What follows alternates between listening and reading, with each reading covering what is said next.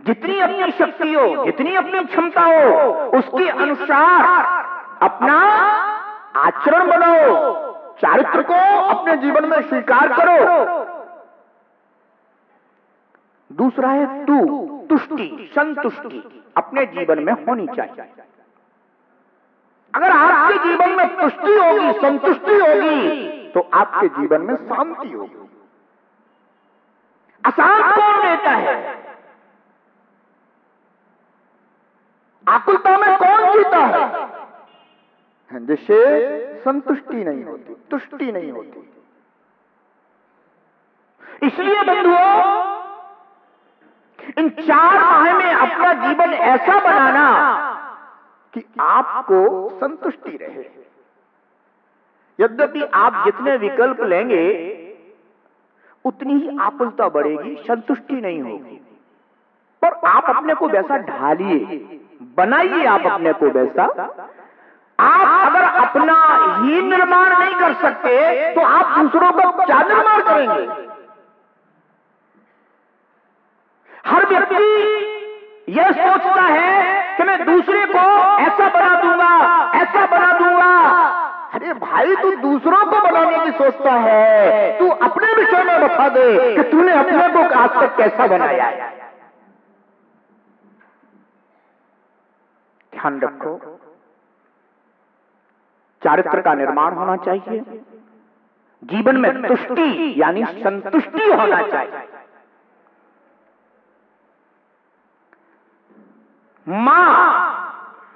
मान मर्दन होना चाहिए। क्या होना चाहिए? मान का, अभिमान का मर्दन होना चाहिए। क्योंकि मान जीव को विनय से दूर कर देता है। विनय कौन कर पाता है? जो मान को जीतता है। और मान अगर जीवन में आ जाता है तो व्यक्ति की विनय खो जाती है, और विनय गई सब कुछ गया। ध्यान रखो, विनय बहुत बड़ा गुण है। एक निर्ग्रंथ संत भले एक आचार्य पद पर भी क्यों ना स्थित हो, और वो भी प्रतिदिन जब ये निर्ग्रंथ मुनि नमोस्तु करते हैं ना, तो ऐसे ही हाथ जोड़ करके, ऐसी हाथ में पीछी लेकर के उनसे कहता है प्रति नमोस्तु। ध्यान रखो,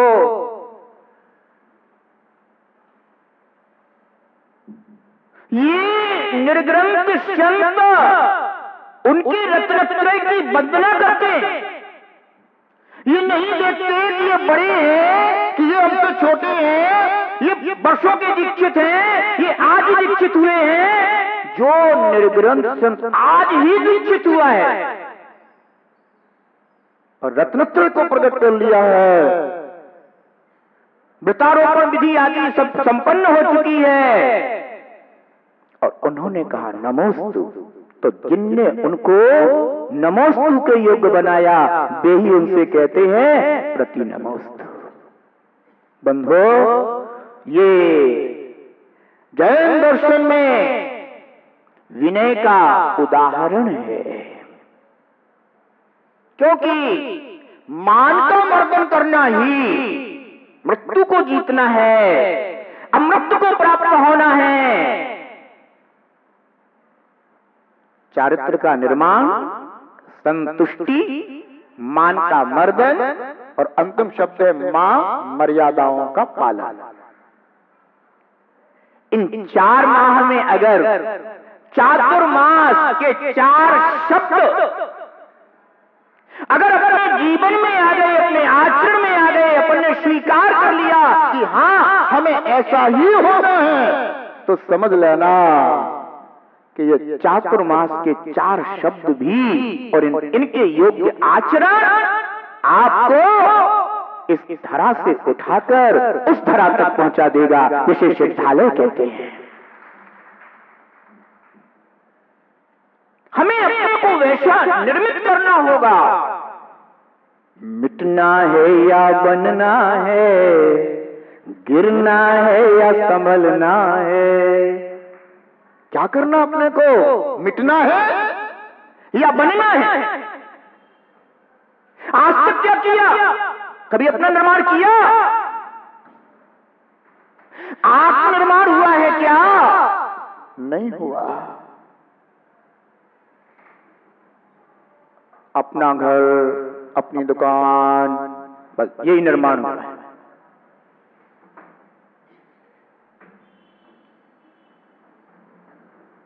बड़ा आश्चर्य होता है कि जीव इतना आंखों के सामने देखता है और फिर भी सत्य और सत्य निर्णय नहीं कर पाता। अपने आत्मनिर्माण के लिए कुछ तो भैया ऐसी तैयारी कर लेना चाहिए। विदाई का पता नहीं है कि कब विदाई हो जाए, कब जुदाई हो जाए। तो इतनी तो तैयारी आखिर होनी चाहिए ना। अगर जुदाई का विदाई का भी समय आ गया तो कुछ तो साथ लेकर के जाए। ना व्यापार साथ जाने वाला है, ना घर साथ जाने वाला है, ना कोई साथी साथ जाने वाला है। ये जो चातुर्मास, ये जो चार है ना, अगर इनके माध्यम से आपने अपने जीवन में अपने को कुछ निर्मित कर लिया, बना लिया, तो वो आपके साथ जाएगा, वो संस्कार आपके साथ जाएगा। इसलिए हम सभी आध्यात्म ग्रंथ में प्रवेश करेंगे, उसके पहले हम अपने आप को इस भावना से भावित कर लें कि हमें अपना निर्माण करना है, मिटना नहीं है। यद्यपि मिटे बिना बनता भी नहीं है, पर मैं जिस मिटने की बात कर रहा हूं, जिस पर तुम मर मिटे हो, जिस पर तुम मर मिटे हो, मैं उसकी बात कर रहा हूं।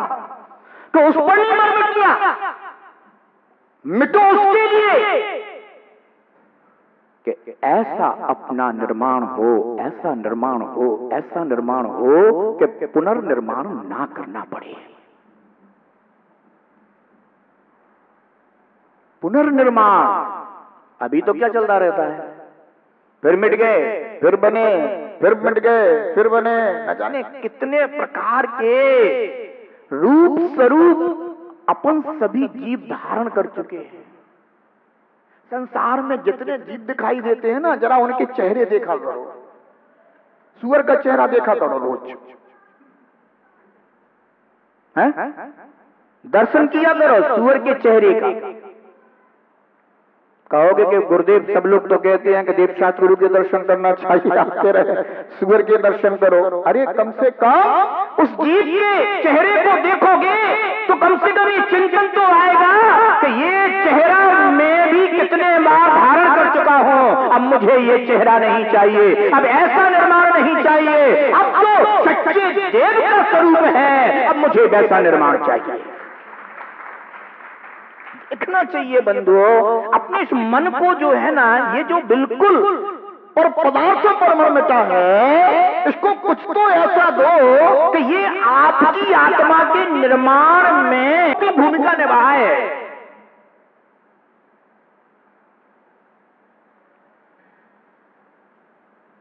ध्यान रखना,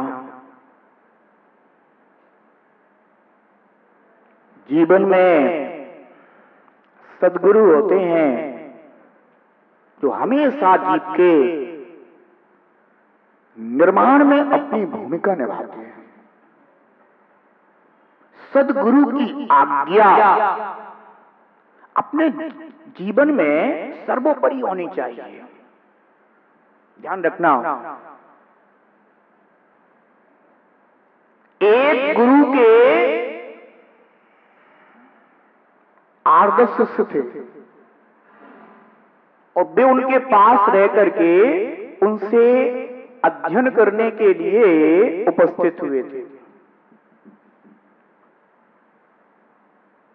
और वो जो गुरुजी थे, लौकिक गुरु, पहले गुरुकुल जैसा सिस्टम चलता था, आजकल आधुनिक सिस्टम है पूरा का पूरा। तो जो गुरुकुल में गुरुजन होते थे वे केवल पुस्तकें नहीं पढ़ाते थे, वे जीवनोपयोगी शिक्षाएं देते थे, तो जीवन में उपयोग आए। तो तो उन गुरुजी ने उन अपने शिष्यों को अपने पास रखा और उनसे कहा कि बेटा, तुम लोग ये जो चबूतरा है ना, इस चबूतरे को बनाओ। अब वे विद्यार्थी आए थे शिक्षा प्राप्त करने के लिए, शास्त्र पढ़ने के लिए, और गुरुजी ने क्या कह दिया कि तुम ये चबूतरा बनाओ। लग गए सबसे चबूतरा बनाने, बन गया चबूतरा। सब शिष्य गुरुजी के पास पहुंचे, बोले गुरुदेव, चबूतरा बन के तैयार हो गया है, आपने जो आज्ञा दी थी उसका पालन हुआ है। गुरुजी ने कहा अच्छा, पहले मैं देखूंगा कि चबूतरा बना कैसा है। गुरुजी पहुंचे, जाकर के देखा चबूतरा, चारों ओर से देखा, बोले बड़ा बना, मेहनत तो तुम लोगों ने बहुत की है, पर अभी ठीक नहीं बना, अब इसको मिटाओ तुम लोग। मिटाएं? इतना बड़ा चबूतरा बनाया, इतनी मेहनत करके बनाया, इतना टाइम लग गया, अब कहते हैं मिटाओ। वो मिटा करके फिर बनाओ। अब फिर मिटाया उनने, उसमें भी बहुत समय निकल गया, फिर बनाया। बनने के बाद फिर गुरुजी को बुलाया, फिर गुरुजी ने कह दिया यहां पर ये बिल्कुल ठीक नहीं बना है, यहां से मिटाओ, फिर बनाओ। ऐसे करते करते 6 महीने निकल गए। अब वो सब आपस में बात करने लगे कि अपन यहां ज्ञान प्राप्त करने आए थे कि जो चबूतरा बनाने मिटाने के लिए आए थे, वो अपन इसी में लगे रहेंगे क्या? वो गुरुजी हैं कि इसके अलावा कोई दूसरी बात ही नहीं करते। इतना भी नहीं है कि कम से कम एक आध चैप्टर तो पढ़ा दे, बस चबूतरा बनाओ, चबूतरा मिटाओ, इसी में लगे रहो दिन रात। तो उनमें से कुछ बोले कि अपन गुरुजी से बात करें उनसे कि गुरुजी अभी और कोई दूसरी आज्ञा भी दो, जिस प्रयोजन के लिए आए वो प्रयोजन हमारा पूरा होना चाहिए। पर किसी की हिम्मत भी ना हुई। फिर गुरुजी के पास पहुंचे, बोले चबूतरा बन गया है, बहुत मेहनत करके बनाया है, आप पधारे। गुरुजी पहुंचे, अवलोकन किया, बोले और तो सब ठीक है, पर इसके चारों कोने ठीक नहीं है, मिटाओ, बनाओ। अब तो सबका सिर ही चकरा गया। सोच रहे थे कि अब की बार तो सफल हो ही जाएंगे, पर ना हुए सफल। तो उनमें से कुछ शिष्यों ने कहा गुरुजी अब हम अपने घर पधारते हैं, क्योंकि बहुत दिन हो गए हैं।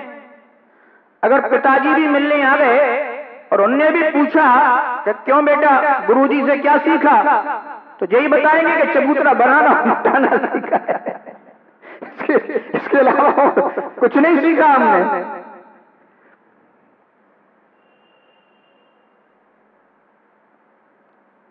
गुरुजी ने कहा ठीक है बेटा, घर जाना है ना, जा सकते। 2 शिष्य चल दिए, 6 बचे। फिर गुरुजी ने वही चबूतरा बनवाना और मिटाना और बनवाना और मिटाना, इसके अलावा तो कोई दूसरा काम ही नहीं है। फिर 4-6 महीने गुजर गए, तो और शिष्यों ने विचार किया कि भैया वे 2 ठीक थे, तो चल दिए। अब अपन फिर यहां पर जो चबूतरा बनाने मिटाने में लगे हैं, हमें तो लगता है कि ये गुरुजी जो है ना थोड़े से खिसके हुए लगते हैं अपन को, क्योंकि इसके अलावा कुछ समझ नहीं आ रहा है।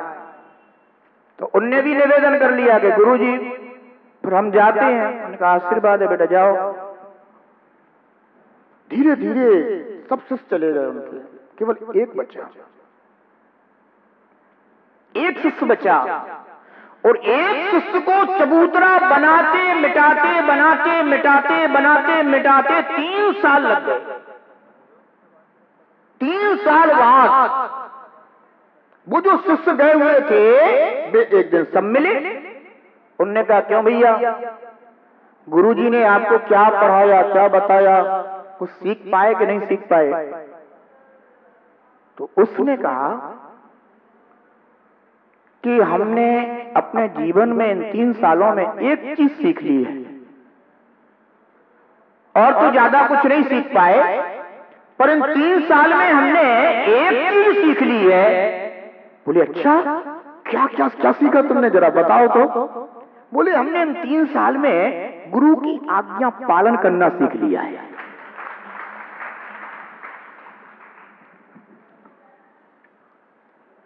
बंधुओं, उनके गुरुजी तो सिर्फ उन बच्चों की परीक्षा ले रहे थे कि हम इन्हें जो ज्ञान देंगे ये हमारी आज्ञा को धारण कर पाएंगे कि नहीं कर पाएंगे, योग्य हैं अभी या नहीं है।